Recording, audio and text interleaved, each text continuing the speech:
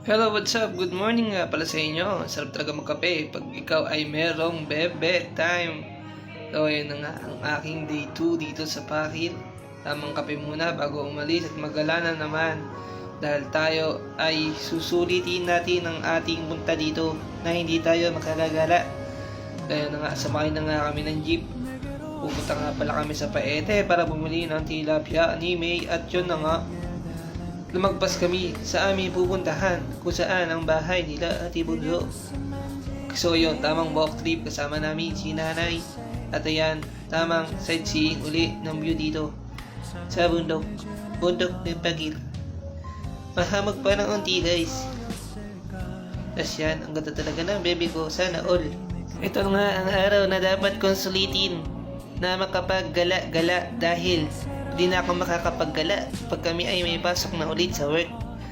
Tas yun, ang ganda talaga ng view dito. Mahamog-hamog, malamig-lamig ang klima dito. At ba't ganito ang boses ko parang alien? So yun na nga, tamang lakad lang talaga.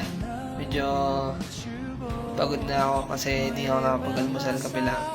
Tas yun, masaya mo na sa Paete ka na kasi may nakita kang arts and crafts na nag-uukit ng kahoy. Tas yun, tamang lang, lakad lang. Ganda ng view eh. Kaya goods lang kahit maglakad ka.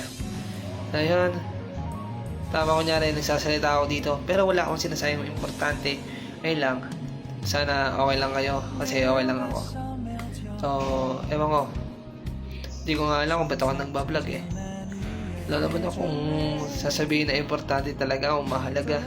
Pero wala lang, parang trip ko lang gawin to para lang may memories. Kasi yun, nandito na nga kami, ang bilis na pangyayari. Nasa Paete na kami na dito na nga kami, bibili ng isda. Pero hindi ko na videoan yung isdang bibili namin. Tilapia lang yun. Habang ihaw namin. Kasi yun, ang tawag ata dito ay hindi ko alam. Basta yun, ang ganda ng view dito men. Ang ganda ng view, ang ganda ng mood dito sa upuan. Okay, stitik lang tayo muna. Stitik.